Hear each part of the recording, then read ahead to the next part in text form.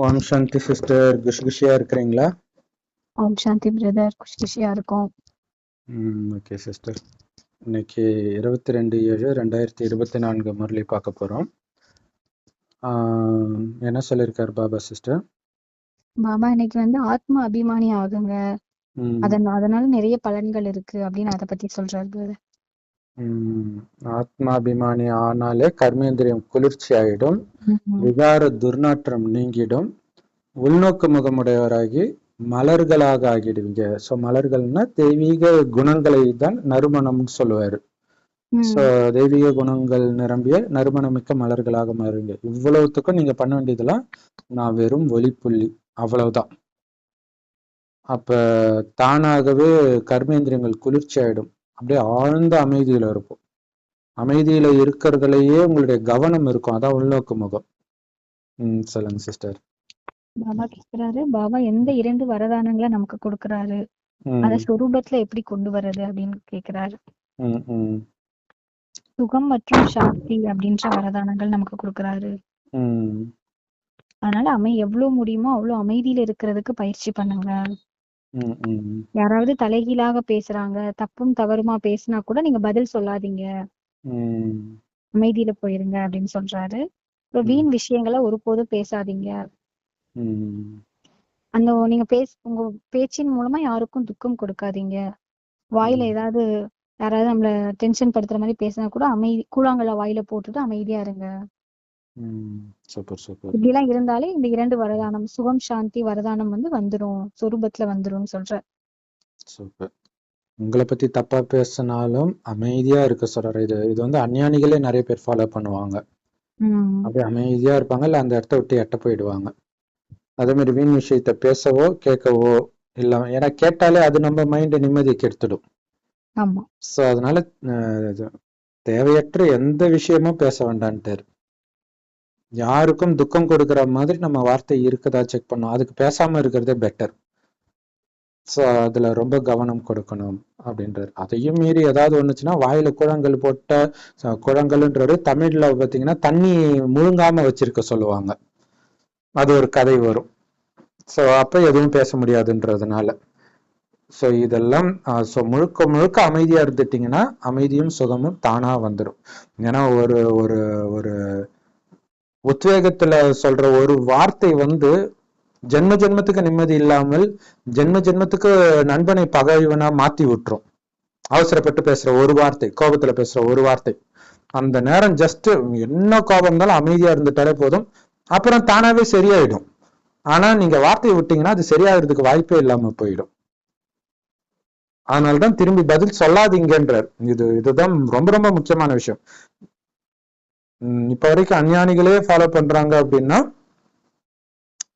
அது நம்ம எப்படி இருக்கணும் சொல்லுங்க சிஸ்டர். பாபா சொல்றாரு, குழந்தைகள் சில நேரம் என்னுடைய நேர்ல இருக்கீங்க, சில நேரம் ரொம்ப தூரத்துல போயிடுறீங்க. நினைவால யாரு நினைவு செய்யறாங்களோ அவங்க முன்னால வந்துடுறாங்க, நினைவு இல்லாதப்ப ரொம்ப தூரத்துல போயிடுறாங்க. அது மட்டும் இல்லாம ஒரு பார்வையில் நம்ம எல்லையற்ற நிலைக்கு பாபா அழைச்சிட்டு போயிடுறாரு. சோ அந்த மாதிரி போயிட்டவங்களுக்கு இங்க இருக்கிற எதுவுமே பிடிக்காதான் அதுக்கப்புறம். அந்த மாதிரி நம்ம எல்லையற்ற நிலையில இருக்கணும், உங்களுடைய பாவங்கள் எல்லாம் அழியும் அப்படின்னு சொல்றாரு. அதுக்கு ரொம்ப ரொம்ப எச்சரிக்கை உணர்வு இருக்கணும் அப்படின்னு சொல்றாரு. சொல்லுங்க சிஸ்டர். நினைவில் இல்லாத போது மாயா புரிஞ்சுக்கிறது, இவங்களுடைய யோகம் துண்டிக்கப்பட்டிருக்குன்னு சொல்லி மாயா புரிஞ்சுக்கிட்டு தன் பக்கம் இழுக்க முயற்சி பண்ணுது. உடனே ஏதாவது தலைகீழான காரியங்களை செய்ய வைக்குது, நமக்குள்ள இருக்க அந்த விகாரங்களை தூண்டுறதுக்கு முயற்சி பண்ணுது. தந்தைக்கு நிந்தனை ஏற்படுற மாதிரி காரியங்களை செய்ய வச்சிடுது. அடுத்தது பாபா சொல்றாரு, பக்தி மார்க்கத்துல நம்ம பாடணுமா, நீ வந்துட்டன்னா உன்னை தவிர எனக்கு யாருமே தேவையில்லை பாபான்ட்டு. சோ இப்ப நிஜமாலே வந்துட்டார், இப்பதான் நிரூபிக்க வேண்டியது. அப்ப அர்த்தம் தெரியாம பாடிட்டோம், உன்னை என்றால் எனக்கு யாரும் இல்லைன்னு பக்தி பாட்டு சினிமா பாட்டே வரும், உன்னை எல்லால் யாரும் இல்லைன்ட்டு. இப்ப அதை நிரூபிக்க வேண்டிய நேரம். ஆனா அப்படி இருக்கிறது இலக்கு மிக உயர்ந்த இலக்கு இல்லையா? எது பண்ணாலும் பாபா நினைவு இருந்துகிட்டே இருக்கிறதுக்கான பயிற்சி பண்ணிக்கிட்டே இருங்கன்ற.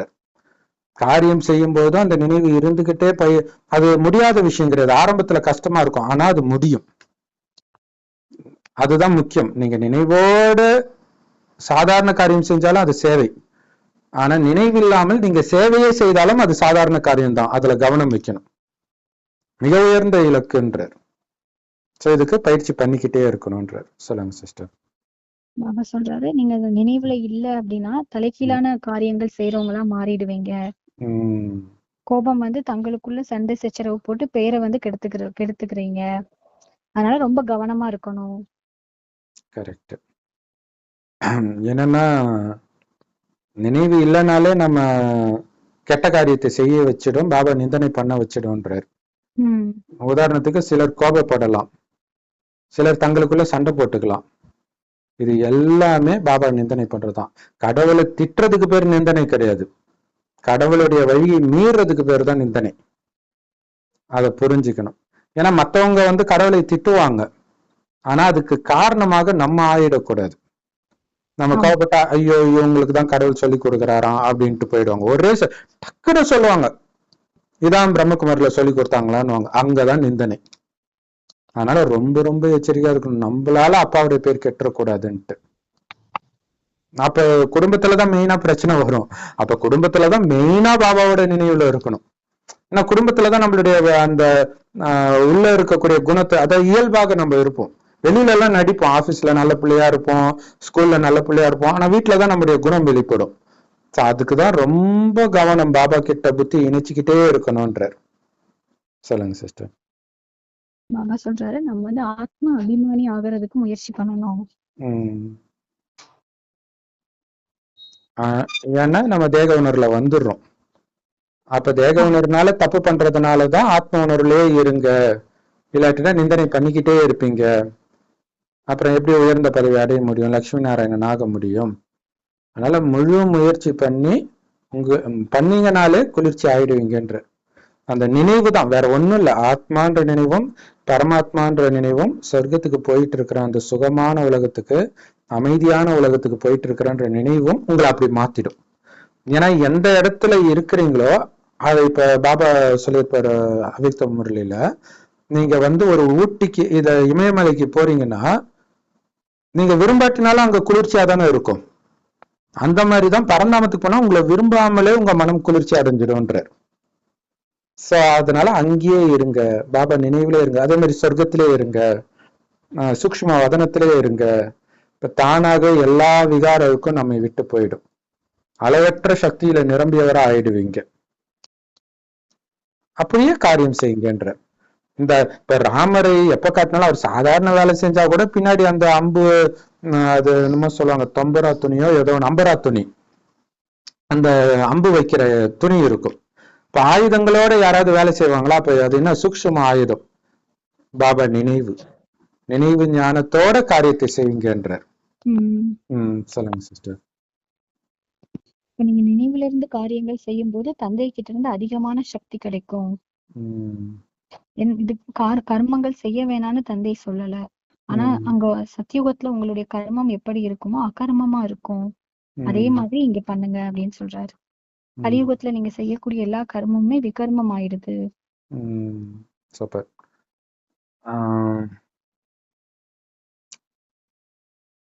சோ இந்த சங்கம யுகத்துலதான் நீங்க கத்துக்கிறதுக்கான நேரம், கற்க வேண்டி இருக்கு. சத்தியுகம் போயிட்டோம்னா கற்க முடியாது, தேவையில்லை அது. ஏன்னா பாவ கர்மத்துல இருந்து விடுபடுறதுக்கான விஷயத்த பாவம் நிரம்பிய உலகத்துல தானே கத்துக்கணும். அங்கதான் பாவமே இருக்காது, அதனால அங்க அவசியம் கிடையாது. அதனால பாபா சொல்றாரு, வெளிநோக்கு முகம் தப்பான விஷயம்ன்றார்.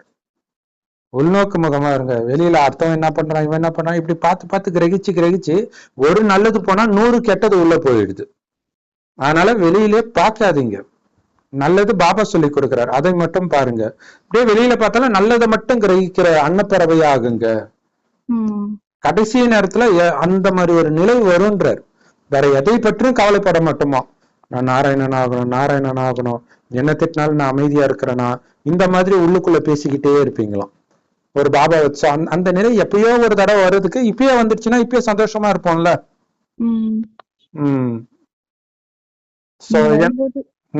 அப்படிதான் வந்தீங்கன்றாரு. பரந்தாமத்துல இருந்து வரும்போது அப்படிதான் வந்தீங்க. யார் நினைவும் இல்லாம வந்தீங்க. ஆமா. அப்புறம் கர்ப்பத்துல இருந்து வெளில வந்த பிறகுதான் அம்மான்னு ஒரு உறவு வந்துச்சு, அப்பான்னு ஒரு உறவு வந்துச்சு. அப்படியே கொஞ்சம் கொஞ்சமா ஒட்டிச்சு, பற்று வந்தது. அப்புறம் அது கூடவே எல்லா கெட்ட குணமும் வந்துருச்சு. சோ வரும்போது எப்படி எந்த நினைவும் இல்லாம வந்தீங்களோ அதே மாதிரி மேல வரணும்ன்ற. அதுக்கு ஒரு தந்தையுடையவரா மட்டும் இருங்க, அவரை தவிர வேற எந்த நினைவும் இருக்கக்கூடாது. முழு முயற்சி பண்ணணும், ஆனா நேரம் கம்மியா இருக்குது அப்படின்னு சொல்றாரு. சொல்லுங்க. பாபா வந்து சரீரத்தின் மீது எந்த நம்பிக்கையும் இல்ல. எப்ப வேணா என்ன வேணா நடக்கலாம். அதனால முயற்சி செஞ்சுட்டே இருங்க. வீட்டுல கூட ரொம்ப அமைதியா இருங்க. எந்த பிரச்சனையும் உங்களால ஏற்படக்கூடாது. அதுதான் முக்கியம். வீட்டுல இருக்கிறவங்க கத்தலாம், இது பண்ணலாம், எது வேணாலும் பண்ணலாம். அங்கேயும் நீங்க அமைதியா இருந்தீங்களா? ஏன்னா அது உங்களுக்கு வந்து சம வாய்ப்பு மார்க் வாங்குறதுக்கு. எக்ஸாம் பேப்பர் தானா வருது தேடி. அமைதியா மட்டும் இருந்துட்டீங்க உள்ளேயும் வெளியையும் அப்படின்னா சம மார்க். ஆனா கத்திட்டீங்க, அவங்க என்ன பண்றாங்கன்றதெல்லாம் பார்க்க மாட்டாங்க. ஏன்னா கடைசியில பாபா நம்மளுடைய படத்தை தான் போட்டு காட்டுவாங்க பக்தர்களுக்கு. இவங்க உங்களுக்கு நாராயணனா இருக்க தகுதியான்னு கேட்பாரு பாபா பக்தர்களை. நம்ம ஏதாவது பண்ணிட்டோம்னா ஐயா கத்திட்டாங்க, வேண்டாம் வேண்டாம்ன்றாங்க. பிக் பாஸ் மாதிரி தான். அப்ப இவனாலே அசாந்தி ஆச்சுன்ட்டு நம்ம, அதாவது நம்ம யாருக்கு, அதாவது அவன் தான் துக்கம் கொடுத்துருப்பான். ஒரு வார்த்தை பேசுனீங்க பாருங்க, அந்த வார்த்தையை சொல்லுவான். அப்படித்தானே நடக்குது லௌகீகத்துல. ரொம்ப கவனமா இருக்கணும்ன்ற. பாபா குழந்தையாகி ஒரு தடவை 2-3 தடவை தான் நம்ம அப்படி பண்ணிருப்போம். ஆனா அது இப்ப வரைக்கும் நம்ம மனசாட்சி உறுத்திக்கிட்டே இருக்கும். ஏன்னா அது ஒரு களங்கம் ஆயிடுச்சு இல்ல, நமக்கு பிளாக் மார்க் ஆயிடுச்சு இல்ல. சோ திரும்ப அந்த மாதிரி பண்ணிடக்கூடாதுன்றதுல கவனம் இருந்துகிட்டே இருக்கணும். சொல்லுங்க சிஸ்டர். பாபா சொல்றாரு, நீங்க இப்ப அமைதியின் ஆஸ்தியை அடைஞ்சுக்கிட்டு இருக்கீங்க தந்தை கிட்ட இருந்து. அதனால நீங்க முற்றிலும் அமைதியா இருக்க முயற்சி பண்ணுங்க. இருக்கிறது முள்ளு காடு, அது அப்படிதான் இருக்கும், குத்திட்டு தான் இருக்கும். ஆனா நீங்க பூந்தோட்டத்துக்கு போகணும். இந்த முள்ளு காட்டுல நீங்க ரோஜா வாங்கணும். முள்ளுல தானே ரோஜா மலரும். சோ அங்க பூந்தோட்டம் ஆயிடும். அந்த இடம் இன்னும் வரல. ஆனா அங்க போறதுக்கு நீங்க தகுதிப்படுத்திக்கணும்னா ரோஜாவா இருந்து காட்டுங்க முள்ளுக்கு இடையில. ரொம்ப எச்சரிக்கையா இருக்கணும். திடீர்னு மலர் முள்ளாகிட கூடாது.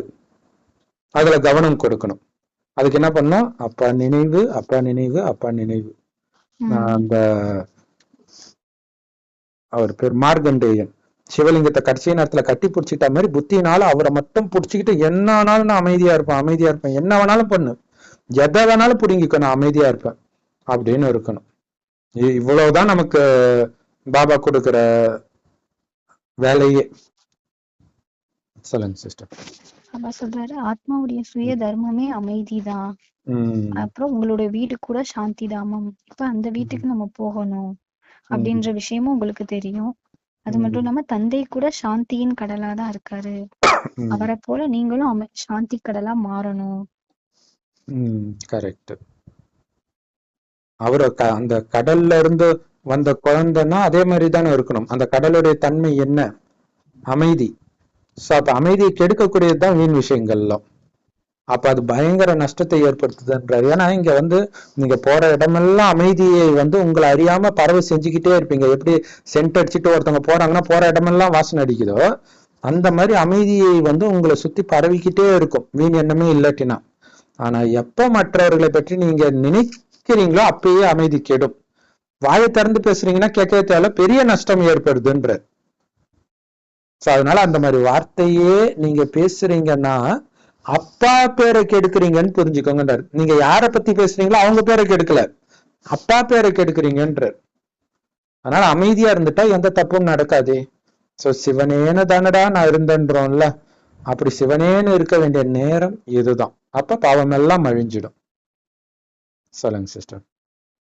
பாபா சொல்றாரு, நீங்க தந்தையை நினைவு செய்துகிட்டே இருந்தீங்கன்னா எந்த நிந்தனையும் விகர்மமும் ஏற்படாது. குறிப்பா நீங்களும் அமைதி இழக்கக்கூடாது, மற்றவர்கள் அமைதி இழக்கிறதுக்கும் நீங்களும் காரணமா இருக்கக்கூடாது. சிலர் இதுல டேலண்டா இருப்பாங்க, அவங்க அமைதியா இருப்பாங்க, ஆனா அவங்க சொல்ற வார்த்தை மத்தவங்களை அப்படி டென்ஷன் ஆக்கிடும். அப்படியும் இருக்கக்கூடாது. இன்னைக்கு ஜோக்கு நக்கல்ன்ற பேர்ல அதானே பண்றாங்க. நண்பர்களோட ஜோக் அடிப்பாங்க, ஆனா அதே திருமணமான பிறகு கணவன் கிட்டயோ மனைவி கிட்டயோ சொல்லும்போது அது டைவர்ஸ்ல போய் முடியும். அப்ப அது கெட்ட குணம்னு தெரியல யாருக்கும். சோ அததான் பாபா சொல்றாரு, நீங்க ரொம்ப பார்த்து பார்த்து பேசணும். இதுல இவங்க துக்கம் ஆயிடுவாங்களா அப்படின்னு கவனம் இருந்துகிட்டே இருக்கணும்ன்றார். சொல்லுங்க சிஸ்டர். பாபா சொல்றாரு, ஒருத்தருக்கு நம்ம துக்கம் கொடுத்தா நம்ம ஆத்மாக்குள்ள வருத்தம் ஏற்படுது. பாபா இவங்க வீட்டுக்கு வந்தாலே ஒரே பிரச்சனையா இருக்குன்னு நிறைய பேர் பாபாக்கு லெட்டர் எழுதுறாங்களாம். இதுல என்ன கொடுமைன்னா, பாபா குழந்தை வந்தா பிரச்சனையா இருக்குதுன்னு வீட்டுல இருக்கிற பக்தர் குழந்தை கடவுள்கிட்ட முறையிடும். பக்தியில கடவுள்கிட்ட முறையிடுவாங்கல்ல, அப்ப அது எவ்வளவு அசிங்கம் கடவுளுக்கு. என்னுடைய நேரடி குழந்தை சரியில்லைன்ட்டு மாற்றாந்தாய் குழந்தை வந்து சொல்லுது, அதுதானே கடவுளுக்கு அசிங்கம். சோ அதுதான் பாபா சொல்றாரு, என்ன ஆனாலும் உங்க சுய தர்மத்தை விடாதீங்க. சுய தர்மம்னா அமைதி. உயிரே போனாலும் சுய தர்மத்தை ஸ்வதர்மத்தை விடக்கூடாதுன்றதுதான் கீதையுடைய சாரமே. சொல்லுங்க சிஸ்டர். பாபா சொல்றாரு, நீங்க வாயில கூழாங்கல்ல போட்டுட்டீங்கன்னா சத்தம் வராது, பேச முடியாது. இங்க கூழாங்கல்ன்றது பாபாவுடைய ஞானம். இந்த நேரத்துல நான் அமைதியானவன் பாபா, உன் பேரை கெடுக்க மாட்டேன் பாபா, நான் அமைதியானவன் பாபா, உன் பேரை கெடுக்க மாட்டேன் பாபான்னு மைண்டுக்குள்ள சொல்லிக்கிட்டே இருக்கணும், உங்களுக்கு ஞாபகப்படுத்திக்கிட்டே இருக்கணும். ஏன்னா எந்த வார்த்தை வேணாலும் சறுக்குன்னு உங்களை வந்து பேச வச்சிடும். ரொம்ப கவனமா இருக்கணும். சொல்லுங்க சிஸ்டர். பாபா சொல்றாரு, உலகத்துல மனிதர்கள் அமைதிக்காக அதிகமா அலைஞ்சு திரியுறாங்க. ஆனா உங்களுக்கு இனிமையான அமைதி கடல் தந்தையே கிடைச்சிட்டாரு. அப்ப நீங்க அமைதி, அவர் என்ன பண்றாரு, அமைதியை ஏற்படுத்தி ஏற்படுத்தி உலகத்துல அமைதியான உலகத்தை ஸ்தாபனம் பண்றாரு. கரெக்ட். அந்த உலகத்துல அமைதி தர்மத்தை தவிர வேற எந்த தர்மமும் இருக்காது. அசாந்தியை பரப்புற மதங்கள்லாம் பிறகுதான் வருது. அப்ப அப்படிப்பட்ட தர்மத்தை அமைதியின் மூலமாக உருவாக்குறாருன்னா முதல்ல நம்மை அமைதிப்படுத்தி தான் உருவாக்குறார். அப்ப நீங்களே உலகத்துக்கு அமைதியை பரப்ப வேண்டிய நீங்களே அசாந்தியை பரப்பலாமா அப்படின்னு கேட்கிறார். சொல்லுங்க சிஸ்டர். பாபா சொல்றாரு, நம்மளுடைய சுய தர்மமே அமைதிதான். சோ இன்னைக்கு ஒரு லைனும் அமைதி அமைதி அமைதின்னு சொல்லிக்கிட்டே இருக்கிறாரு பாருங்க, சம்மட்டியில அடிச்சா மாதிரி. சோ அது மைண்டுக்குள்ள ஆழமா இருக்கணும். இப்ப பாபா என்ன சொன்னார், எதுவுமே ஞாபகம் இல்லை நீங்க சொல்லிடக்கூடாது. அதுக்குதான் ஒரு லைன்லயும் என்ன சொன்ன, அமைதி. சொல்லுங்க சிஸ்டர். சரீரத்தினுடைய சுய தர்மம் அமைதி அப்படின்னு சொல்ல மாட்டாங்க. ஏன்னா இந்த சரீரம் அழியக்கூடிய பொருள், ஆத்மாதான் அழியாதது. கரெக்ட். சோ பரந்தாமத்துல இருக்கிற வரைக்கும் அது அமைதியா தான் இருக்குது, சொர்க்கத்திலயும் அது அமைதியா தான் இருக்குது. ஆனா எப்ப நரகத்துக்கு வந்துச்சோ அப்பதான் உலகம் ஃபுல்லா அமைதி வேணும் அமைதி வேணும்னு கேட்டுக்கிட்டே இருக்கிறாங்க. ஆனா அது கலியுகத்துல எப்படி கிடைக்கும்? 63 ஜென்மம் பரந்தாமத்திலேயே ஒருத்தர் இருந்தா கூட கீழே வந்துதானே ஆகணும். அதனால அமைதியிலேயே யாரும் மேல இருந்துட முடியாது. அப்ப இங்க துக்கம் இருக்குது, நான் மேலே இருக்கணும்னு நிறைய பேர் ஆசைப்படுறாங்க இல்லையா? சுக துக்கத்தின் விளையாட்டை நடிச்சே ஆகணும், வீட்டுக்கு போயிட்டு மறுபடியும் வந்துதான் ஆகணும். சோ இது உங்க புத்தியில எப்பவுமே இருக்கணும்.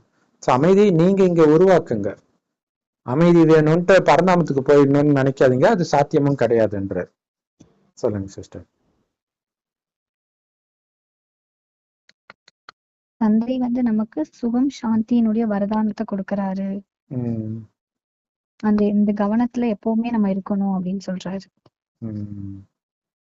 சோ நம்மள மாதிரி பாபாவும் பிரம்ம பாபாவும் கேட்கிறாரு. முதல்ல அவரு தான் கேட்கிறாரு.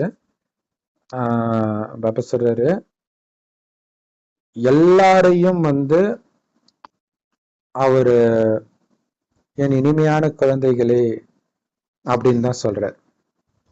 ஏன்னா எல்லாரும் குழந்தைங்கன்னு அவருக்கு தெரியுது. உடம்பு சொல்லல, ஆத்மாவை தான் சொல்றாரு. அதே மாதிரி நாமளும் எல்லாரும் என்னுடைய இனிமையான சகோதரர்கள் அப்படின்ற உணர்வுல இருக்கணும். அதுக்காக தான் அவர் அதை சொல்றாரு இன்டைரக்டா. ஏன்னா அதான் அப்பாவை ஃபாலோ பண்றது. அவரு நான் எப்படி பாக்குறேன்னு அவர் சொல்றாரு. அப்ப அவரை ஃபாலோ பண்ணா நம்மளும் அப்படித்தானே. என் குழந்தைகிட்ட பேசுறேன்ற உணர்வுல அவரு பேசுறாருன்னா அவருக்கு தெரியுது இல்ல, ஒரு செகண்ட் விடாம இது என் குழந்தை. ஆனா நமக்கு தெரியுதா ஒரு செகண்ட் விடாம இவங்க எல்லாம் என் சகோதரர்ன்ட்டு? உங்க எதிரியை பார்க்கும்போது, உங்களுடைய பாஸ் உங்களை திட்டும் போது அது ஞாபகம் வருதா? அதுக்காக தான் இதை சொல்றாரு. இதுதான் ஆன்மீக ஞானம் அப்படின்னு சொல்றாரு. சோ பாபாக்கு எப்படி எல்லார் மேல அன்பு இருக்குதோ அதே மாதிரி உங்களுக்கும் அந்த அன்பு இருக்கணும், ஆன்மீக அன்பு. சொல்லுங்க சிஸ்டர். பாபா சொல்றாரு, கிருபையோ ஆசீர்வாதமோ கேட்க கூடாது. ஏன்னா அப்பா வந்து டீச்சரா இருக்காரு. ஞானக்கடலா இருக்காரு. அதனால அவருடைய நமக்கு கொடுக்கக்கூடிய ஞானத்தை நம்ம வந்து தாரணை பண்ணி நம்ம வாழ்க்கையை மாத்திக்கணும். கரெக்ட். நீண்ட ஆயுளோட இருங்க, செல்வத்தோட இருங்கன்னு அவர் சொல்றது கிடையாது. அதுக்கான வழியத்தான் அவர் சொல்றாரு. அதை வைத்து நாம அந்த உயர்ந்த இலக்கை அடையணும். சொல்லுங்க சிஸ்டர். பாபா சொல்றாரு, இந்த நேரம் முழு உலகமுமே ராவண ராஜ்யத்துலதான் இருக்கு. ராவணன் இலங்கையில இருக்காருன்னு சொல்லிட்டாங்க. ஆனா இலங்கையில மட்டும் இல்ல, இதுதான் எல்லையற்ற இலங்கை. கரெக்ட். சோ இலங்கை வந்து ராவணனுடையது அப்படின்னு சொல்லிட்டாங்க. இப்ப ராவணனுடையதாக இருக்கிறது உண்மைதான். ஆனா இது ராமருடையதாக ஆக போகுது. அப்பதான் அது தங்கம் நிரம்பியதாக மாறும். சோ இது வந்து டிரான்ஸ்ல கூட தங்க செங்கற்களை போய் பார்த்துட்டு எடுத்துட்டு வரலாம் அப்படின்னு நினைப்பாங்க. ஆனா இங்க வந்த உடனே அவங்களுக்கு தெரியும் இது டிரான்ஸ் விளையாட்டு அப்படின்ட்டு. சொல்லுங்க சிஸ்டர். பாபா சொல்றாரு, பாரதம் வந்து ரொம்ப பெயர் பெற்றதா இருக்கு. மற்ற கண்டங்கள்ல இவ்வளவு தங்க வைரங்கள்லாம் இல்ல. ஏன்னா பாரதம் தான் சத்யுகமா இருந்தது. அதனால வைரம் வைடூரியம் நிரம்பியதாக இருந்தது. சோ அந்த இடத்துக்கு அழைச்சிட்டு போறதுக்கும் வீட்டுக்கு அழைச்சிட்டு போறதுக்கும் பாபாவே வந்திருக்கிறார். வீட்டுக்கு போகணும் குழந்தை, ஆனா அது தூய்மையான வீடு. நீ அழுக்கா இருக்கிற, தூய்மை ஆக்குறதுக்கு தான் என்னை கூப்பிட்ட. சோ அதுக்கான ஒரே வழி ஆத்ம உணர்வுடையவரா ஆகு, என் நினைவுல இருக்கு. ஆனா மாயா விடாது. மறுபடி தேக உணர்வுல எத்தையாவது ஒரு டெஸ்ட் பேப்பர் கொடுத்துக்கிட்டே இருக்கும். ஒன்னே ஒண்ணு ஞாபகம் வச்சிருக்கணும், தேக உணர்வுல எடுத்துட்டு வர்றதுதான் மாயாவுடைய வேலை. நான் தேக உணர்வே வரமாட்டேன். என்ன வேணாலும் நடக்கட்டும், நான் வெறும் ஒளிப்புள்ளி. எனக்கு உடம்பே கிடையாது. எதை கண்டு நான் பயப்படணும்? எனக்கு அப்பா கிடையாது, அம்மா கிடையாது, கணவன் கிடையாது, மனைவி கிடையாது, குழந்தை கிடையாது. எனக்கு என்ன துக்கம் வந்துட முடியும்? பாபா இருக்கிறார். சோ அப்படி நினைக்க விடாது மாயானா. அப்ப நீங்க கவனம் மட்டும் கொடுக்கணும். இதுதான் யுத்தமே. அதுல அதிகமா ஏமாத்துறது இந்த கண்கள். காமம் தான் டக்கு டக்கு டக்குன்னு ஏமாத்திக்கிட்டே இருக்கும்.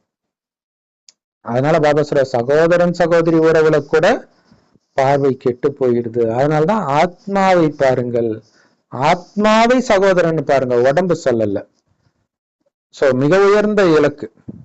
மற்றவர்கள் அர்த்தம் தெரியாம தவளை மாதிரி பாய் பாய்னு கத்திட்டு இருக்கிறாங்க, நமக்கு தான் தெரியுது. சொல்லுங்க சிஸ்டர். அப்பா சொல்ற, நீங்க ஒவ்வொரு விஷயத்தையுமே பற்றிய சரியான அர்த்தத்தை புரிஞ்சிருக்கீங்க. நீங்க தான் பக்தி மார்க்கத்துல காதலிகளா இருந்தீங்க. காதலராகி என்னைய நினைவு செஞ்சீங்க. துக்கத்துல இருக்கும்போது ஐயோ ராமா பகவானே கருணை காட்டுங்க இப்படிலாம் நினைவு செஞ்சீங்க. ஆனா சொர்க்கத்துல சுகத்துல இருக்கும்போது என்னை நினைவு செய்யவே மாட்டீங்க. ஏன்னா அங்க ராவண ராஜ்யம் இருக்காது, துக்கம் இருக்காது. நீங்க அங்க ராமராஜ்யத்துல இருக்கிறீங்க, அதனால என்னைய நினைக்கிறது இல்ல அப்படின்னு சொல்றேன். Super super. ஏன்னா ஐயோ ராமன்னு ராமர் பொண்டாட்டி சீதை தானே சொல்லணும், நம்ம எதுக்கு சொல்றோம்? அப்ப நாம தான் அவருடைய மனைவின்றது தெரியாமலே சொல்றோம். நாம வனவாசத்துல இருக்கிறோம், இலங்கையில இருக்கிறோம் தெரியாமலே நம்ம சொல்லிட்டு இருக்கிறோம். சூப்பர் இது. சோ பாபா ராமராஜ்யத்துக்கு அழைச்சிட்டு போறார் அவருடைய வழியை கொடுத்து. ராவணன் தான் ராவண ராஜ்யத்துக்கு அவனுடைய வழியை கொடுத்து அழைச்சிட்டு போயிட்டான். சோ பாபா சார், கடவுளுடைய வழி ஒரே தடவை தான் கிடைக்குது. கெட்டியா புடிச்சுக்கோங்க, சொர்க்கத்துல கூட கிடைக்காது. இதோடைய பலனாதான் நீங்க சொர்க்கத்துக்கே போறீங்க. சோ அப்ப இது என்ன மாதிரி யுகம்? இதோடைய ஒவ்வொரு வினாடியும் நாம வீணாக்கிடக்கூடாது, ஒரு சுவாசத்தை கூட வீணாக்கிடக்கூடாது, ஒரு எண்ணத்தை கூட வீணாக்கிடக்கூடாதுன்ற. சொல்லுங்க சிஸ்டர். பாபா சொல்றாரு, இந்த கல்யாணக்காரி சங்கம யுகத்தை பத்தி யாருக்குமே தெரியாது. இந்த கலியுகம் வந்து ரொம்ப சின்ன குழந்தையா இருக்கு, இன்னும் லட்சக்கணக்கான வருஷம் இருக்குன்னு எல்லாரும் சொல்லிட்டு இருக்காங்க. இது பக்தியினுடைய காரிருள், ஞானம் தான் வெளிச்சம்.